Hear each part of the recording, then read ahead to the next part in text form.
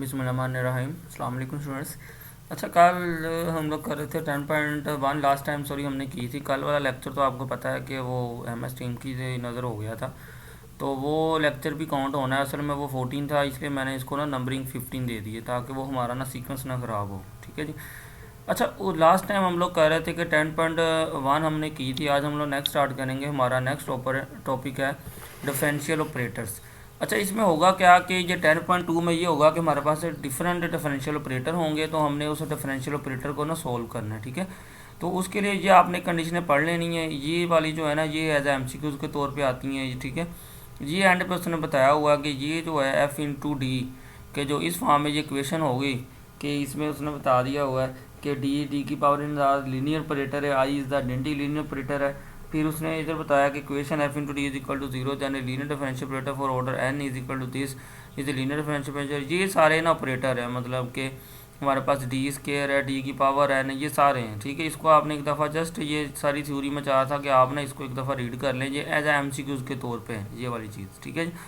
अच्छा, फिर नेक्स्ट आता है कि डिफरेंशियल ऑपरेटर को ना हमने सोल्व कैसे करना है नॉन होमोजीनियस इक्वेशन के लिए। ये उसने लिख दिया है ये वाली लाइन सबसे एंड पे कि the expression A is equal to F/D is equal to A naught D की power n A1 is equal to this is called a differential operator of order n। This may be thought for an operator which may apply to any function result in. मतलब कि ये वाले जो है इस form की, इसको हम कहते हैं डिफरेंशियल ऑपरेटर है। और फिर नेक्स्ट हमने क्या करना है, ये वाले डिफरेंशियल ऑपरेटर डिफरेंट टाइप्स के होंगे, उनको अप्लाई करके सोल्व करना है। ठीक है जी। ये उसने जैसे दे दिया इधर कि जी नॉन होमोजीनियस लिनियर इक्वेशन है।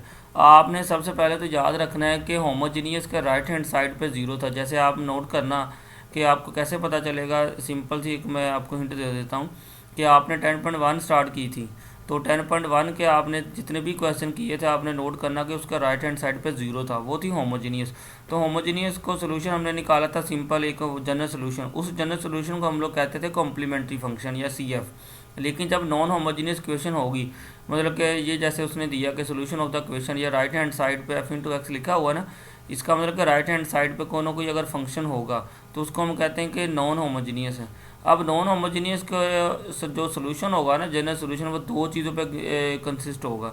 एक कम्प्लीमेंट्री फंक्शन पे उसको CF बोल देते हैं, एक पार्टिकुलर इंटीग्रल पे। ठीक है, CF वाला तो सेम वैसे ही करना है जैसे आपने 10.1 नहीं थी कि 10.1 के अंदर आपने सोल्यूशन निकाला था, तो CF वाला तो सेम वैसे ही सोल्यूशन निकालना है। मतलब कि 10.1 के अंदर जो हम लोग सोल्यूशन निकालते हैं ना, असल में जो होमोजीनियस इक्वेशन का सोल्यूशन होता है उसको हम लोग CF बोलते हैं। ठीक है, लेकिन जो नॉन होमोजीनियस होगी, मतलब कि राइट हैंड साइड पे जिसके कोई ना कोई फंक्शन होगा, रीजो नहीं होगा, उसको हम कहते हैं नॉन होमोजीनियस। और नॉन होमोजीनियस का जो सोल्यूशन है वो दो चीज़ों पर एग्जिस्ट करता है। ये भी MCQs में आता है, ये भी आपने याद रखना है। ठीक है, एक CF पे और एक PI पे, पार्टिकुलर इंटीग्रल पे। फिर उसने नेक्स्ट इसके रूल बताता है। देखें रूल इधर तो बुक के ऊपर ना ये डिफरेंट लिखे हुए, working rule for finding PI। मतलब कि रूल पता क्या होगा, CF आपने दो चीज़ें अब फाइंड करनी है, क्योंकि 10.2 के अंदर आ रही है नॉन होमोजीनियस इक्वेशन है। तो नॉन होमोजीनियस इक्वेशन के लिए आपने दो चीज़ें फाइंड करनी है, कम्प्लीमेंट्री फंक्शन और पार्टिकुलर इंटीग्रल।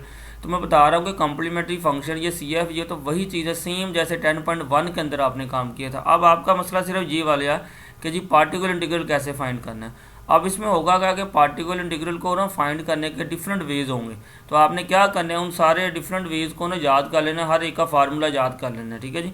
इधर बुक के ऊपर तो उसने ना ये अलग अलग करके लिखे हुए, मैं आपको ना सोल्यूशन सेंड करता हूँ। सोल्यूशन के ऊपर ना सारे रूल इकट्ठे लिखे हुए हैं। जैसे ये पहला रूल उसने इधर बताया हुआ है कि कैसे अगर इस फॉर्म की इक्वेशन आ जाए। देखिए, अब आपने याद रखना है कि अगर e की पावर AX ओवर F/D, अगर इस किस्म की इक्वेशन आ जाए, आपने उसको कैसे सोल्व करना है। ठीक है, इसी तरीके से होगा कि पार्टिकुलर इंटीग्रल के लिए ना हर टाइप की, मतलब डिफरेंट टाइप्स होगी, आपने उनको याद कर लेना है। ठीक है, तो मैं बारी बारी ये इधर नहीं मैं डिस्कस कर रहा, मैं क्वेश्चन के अंदर ही डिस्कस कर रहा हूँ कि जिस जिस क्वेश्चन में जो सी फॉर्म यूज़ होगी ना, वो मैं बताता जाऊँगा। जैसे मैं सिंपल एग्जांपल दे रहा हूँ कि अगर इस किस्म की इक्वेशन आ जाए, मतलब कि आपको e की पावर AX ऊपर हो, नीचे F/D हो।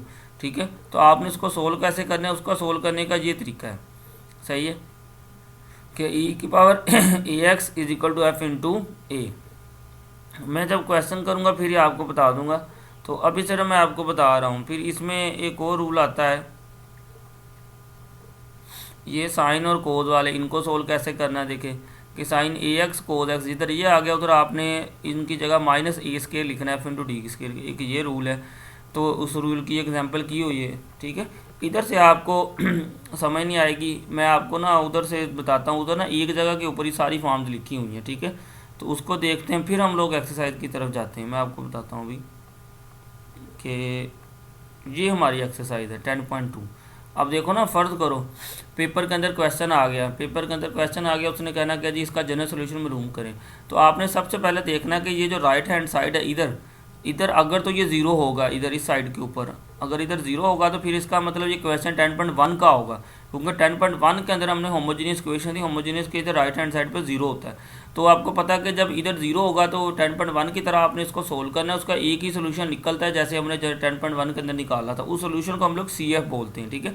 लेकिन जब राइट हैंड साइड के ऊपर इधर कोई ना कोई फंक्शन होगा तो फिर इसका सोल्यूशन जो है ना दो चीज़ों पे कंसिस्ट होगा, एक CF के ऊपर और एक पार्टिकुलर इंटीग्रल के ऊपर। CF वाला तरीका तो आपको आता है 10.1 के अंदर से वही है, लेकिन इसमें सिर्फ आपने गौर करनी है जो पार्टिकुलर इंटीग्रल है PI कैसे निकालना है। देखें ये मैं सोल्यूशन ओपन कर रहा हूँ, ये सोल्यूशन के ऊपर ना उसने ये बताया भी हुआ। देखें इधर से आप ना इसको याद कर लें, ये एक जगह के ऊपर सारे लिखे हुए। देखो उसने बताया हुआ है कि solution of non homogeneous equation of order n, कि अगर हमारे पास ये इस किस्म की ये सारी इक्वेशन हो is equal to F into X है, मतलब कि राइट हैंड साइड पे कोई ना कोई फंक्शन हो तो इसको कहते हैं नॉन होमोजीनियस। तो नॉन होमोजीनियस का सोल्यूशन किन चीज़ों पे एग्जिस्ट करेगा, दो चीज़ों के ऊपर एग्जिस्ट करेगा। कौन सा, एक कम्प्लीमेंट्री फंक्शन के ऊपर और एक पार्टिकुलर इंटीग्रल के ऊपर। तो इसका तरीका भी देख लें। कम्प्लीमेंट्री फंक्शन आपने कैसे निकालना है, सेम ये कोई ना कोई इक्वेशन होगी, इस इक्वेशन को आपने बराबर जीरो के रख के इधर से आपने वाई सी निकालना है, सेम जैसे 10.1 की तरह किया था, ठीक है जी। अब आ जाए, ये एक नई चीज़ है, पार्टिकुलर इंटीग्रल कैसे निकालना है आपने देखे। उसने कहा G F into X divide by this. आपने सबसे पहला काम क्या करना है, इक्वेशन के अंदर इस राइट हैंड साइड पे ये जो भी चीज़ होगी ना, जो भी चीज़ होगी इस वाली चीज़ को इसके नीचे आपने डिवाइड कर देना। फिर आपने देखना टाइप कौन सी बन रही है उसके मुताबिक फिर सोल्व करना है, ठीक है। ये क्वेश्चन थोड़े से याद रखने वाले हैं। इसको 10.1 को आमतौर पे कहा जाता है कि जी ये थोड़ी सी मुश्किल एक्सरसाइज है। मुश्किल इसलिए बोल दिया जाता है क्योंकि इसमें हर एक क्वेश्चन में ना अलग अलग ऑपरेटर यूज़ होगा, ठीक है। तो इसलिए आपको ऑपरेटर सारे यूज ना आने चाहिए, ठीक है जी। तरीका मैंने बता दिया कि CF निकालने का सीधा सीधा तरीका जैसे 10.1 के अंदर किया था। पार्टिकुलर इंटीग्रल निकालने के लिए आपने सबसे पहले क्या काम करना है, सब इक्वेशन के अंदर जो भी इधर राइट हैंड साइड के ऊपर होगा y के साथ ये जो भी इक्वेशन होगी आपने इसको f इंटू एक्स के नीचे डिवाइड कर देना है। डिवाइड करने के बाद फिर आपने देखना है कि इन सारे ऑपरेटरों में से फॉर्म कौन सी बन रही है, ठीक है। अब ये सारे आपने ऑपरेटर याद कर लेना। देखें कितने लिखे हुए उसने, 1 से लेकर ये 13-14 तक लिखे हुए हैं, ठीक है।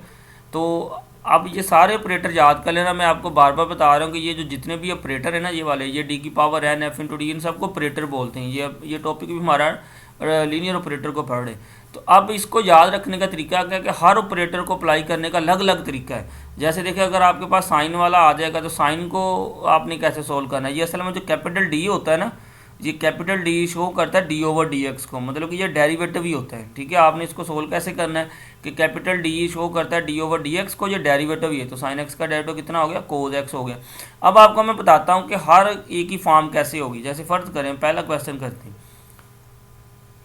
सबसे पहले तो आपको ये पेपर के अंदर क्वेश्चन आ गया, आपने देखना कि जी ये इधर राइट हैंड साइड के ऊपर क्या है, इधर राइट हैंड साइड के ऊपर फंक्शन है कोई ना कोई f इंटू एक्स पड़ा हुआ है। तो इसका मतलब आपको इधर से अंदाज़ा हो जाएगा कि ये हमारे पास नॉन होमोजीनियस इक्वेशन है, ठीक है। अब जब आपको अंदाज़ा हो गया कि ये नॉन होमोजीनियस इक्वेशन है तो फिर दूसरी बात आपके माइंड में फ़ौरन आ जानी चाहिए कि जो नॉन होमोजीनियस इक्वेशन है उसको सोल्व करने के दो तरीके हैं। कौन कौन से, एक CF और एक पार्टिकुलर इंटीग्रल। अगर तो इधर फर्ज करो इक्वल टू जीरो होता फिर तो आपको पता है ये सेम क्वेश्चन 10.1 तरीके से आपने सोल्व कर लेना था, ठीक है, क्योंकि उसका सोल्यूशन सिर्फ YC होता है, CF बोलते हैं। तो सबसे पहला काम तो आपने इसमें वही करना कि आपने CF निकालना, जनरल सोल्यूशन है। देखिए तो वो उसी तरीके से क्या करते थे हम लोग कि करैक्टरिस्टिक इक्वेशन बनाते थे इक्वल टू जीरो। देखो उसी तरीके से ये सारी करैक्टरिस्टिक इक्वेशन इसको इक्वल रखा जीरो के, इसको हमने पेयर बना लिया। मैं इसको मैंने आपको बताया था कि इधर आप या उसके पेयर बना लें या आप इधर ये फार्मूला लगा दें, एक ही चीज़ है। ये हमारे पास रूट्स आ गए।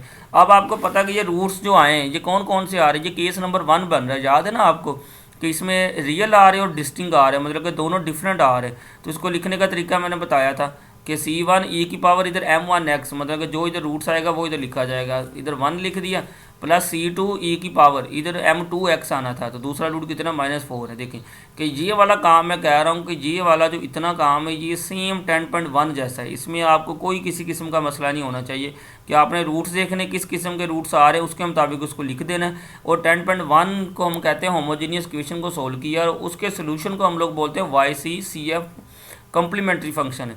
लेकिन जब नॉन होमोजीनियस इक्वेशन होगी उसका सोल्यूशन दो चीज़ों पे एग्जिस्ट करेगा, वाई सी और वाई पी पे। वाई सी को कहते हैं कम्प्लीमेंट्री फंक्शन, वाई पी को पार्टिकुलर इंटीग्रल। अच्छा, पार्टिकुलर इंटीग्रल निकालने के लिए सबसे पहला काम तो मैंने आपको बताया था, आपने क्या करना है, इधर भी उसने बताया हुआ जनरल फॉर्म कि एफ इंटू एक्स के ऊपर ही सारी इक्वेशन को डिवाइड कर देना। देखें अब इधर हमने सबसे पहले उसको डिवाइड कर दिया।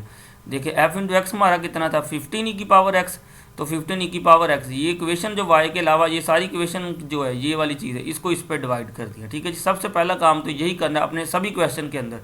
अब जब आपने इस पर इसको डिवाइड कर दिया, अब आपने देखना है कि ये लीनियर ऑपरेटर की कौन सी फॉर्म बन रही है। सही है, तो इसको आपने ढूंढे कि ये कौन सा इस पे ऑपरेटर होगा, ये कौन सी फॉर्म बन रही है, फिर हमने उसको इसके अकॉर्डिंग इसको ना सोल्व करेंगे। तो मैं अभी पहले सारी फॉर्म नहीं बताई, मैं जो जो क्वेश्चन में यूज़ होगी मैं वैसे वैसे फॉर्म बताता जाऊँगा, ऐसे आपने भी कन्फ्यूज़ हो जाना है। ठीक है, अब देखें ये नज़र आ रहा है कि जी ये फॉर्म बन रही है। देखें ना कि अगर e की पावर ए एक्स हो, इधर a हो, तो ये फॉर्म बन रही है। अब इसको सोल्व कैसे करना है, देखें इसको सोल्व करने का तरीका, सोल्व करने का इसको तरीका ये होगा कि a का आपने इधर x लगा देना है, x लगा के निचले वाले का लेना डेरिवेटिव, निचले वाले का डेरिवेटिव लेके ये जो भी इधर x b के साथ होगा इसको आपने इस डेरिवेटिव में पुट करना है। अगर तो आपका आंसर कोई ना कोई आ गया ठीक है, अगर आपका आंसर 0 आ गया आपने फिर नेक्स्ट स्टेप में चले जाना है। नेक्स्ट स्टेप में क्या करना है, फिर आपने x से मल्टीप्लाई कर देना, वो एक x पहले होगा, x स्क्वायर हो जाएगा, फिर निचले वाले का डेरिवेटिव लेना है।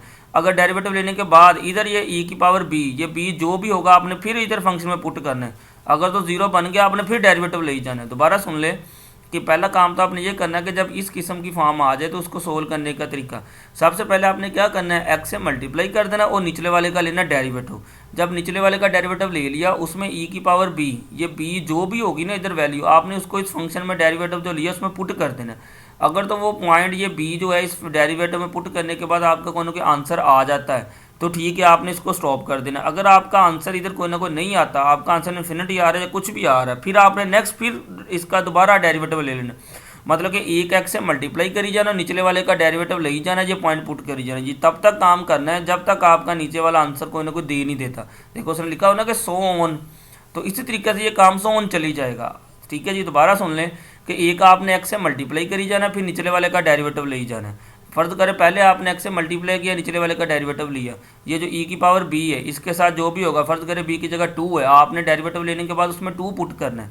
अगर तो आपका कोई ना कोई आंसर आ गया तो ठीक है, अगर ना आया 0 आ गया आपने फिर नेक्स्ट स्टेप में चले जाना है।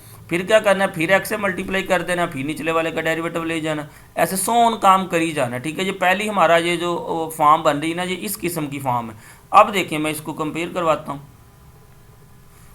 ये देख ले जी, ठीक हो गया जी 15 ई की पावर बी एक्स। अब फर्ज करें ई की पावर एक्स है, इधर आपका बी कितना है, बी आपका इधर 1 होगा। ठीक है, कोई भी चीज़ ना हो वो 1 ही कंसिडर की जाती है ना, तो ये आपका ए है, मतलब कि ए कितना है 15 है, ए ई की पावर बी एक्स। देखना इससे कंपेयर करें, ये फॉर्म बन रही है ना कि देखें ए ई की पावर बी एक्स, ए आपका उसमें 15 है, बी आपका कितना है 1 है। तो इस फॉर्म को आपने याद रखना है, आपके इस किस्म की फॉर्म आ जाए तो उसको हमने ऐसे सोल्व करना है। ठीक है, ऐसे हर एक में डिफरेंट ये फॉर्म्स आती जाएंगी। ठीक है, अब मैं इसको सोल्व करता हूँ। देखें तो ये लगा दिया, मैंने कहा था आपने सबसे पहले क्या काम करना है, एक एक्स से मल्टीप्लाई कर देना, निचले वाले का डेरिवेटिव ले लें। देखें कि एक एक्स से इधर ये एक्स मल्टीप्लाई कर दें, निचले वाले का लिए डेरिवेटिव, तो डी का स्क्वायर का डेरिवेटिव कितना हो गया, पावर शुरू में आ गई, पावर में से कम किया वो आ गया 2d प्लस 3d।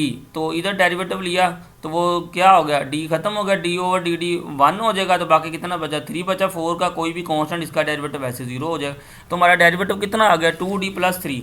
अब देखिए हमने दोनों काम कर लिए, ऊपर x से मल्टीप्लाई भी कर दिया, निचले वाले का डेरिवेटिव भी ले लिया। अब आपने इसमें b पुट करके देखना है। अब आपका b कितना है, e की पावर बी एक्स है, तो b इधर आपका कितना है 1 है। तो अब आपने इसमें 1 पुट करके देखना है। देखिए जब d की जगह मैंने 1 पुट किया, मेरे पास इधर कोनों के 5 आंसर आ गया है। ठीक है, तो इसका मतलब बस हमने इधर ही काम स्टॉप कर देना है। फर्ज करें इधर ये 1 पुट करने के बाद इधर नीचे मेरे पास आंसर 0 बन जाता, फिर आपने क्या करना था, फिर नेक्स्ट स्टेप में आपने करना था एक्स से मल्टीप्लाई निचले वाले का फिर डेरिवेटिव, अगर फिर 0 बन जाता फिर नेक्स्ट चली जाना था। लेकिन जब पहली बार ये आपका आंसर आ गया तो फिर आपने इधर ही इसको स्टॉप कर देना है। ठीक है जी, तो इसका मतलब जब डी की जगह 1 पुट किया तो देखिए नीचे 5 बन गया। अब इसको सोल्व कर लें, 5 को 3 से काट दिया, कितना आ गया 3x ई की पावर x। तो देखें जनरल सोल्यूशन हमारा y कितना हो गया Y C plus Y P. तो वाई सी हमारा कितना आया था, ये वाली चीज़ आई थी c1 ई की पावर x, और वाई पी कितना है 3x ई की पावर x, ठीक है जी। तो ये हमारा इसका सोल्यूशन आ गया।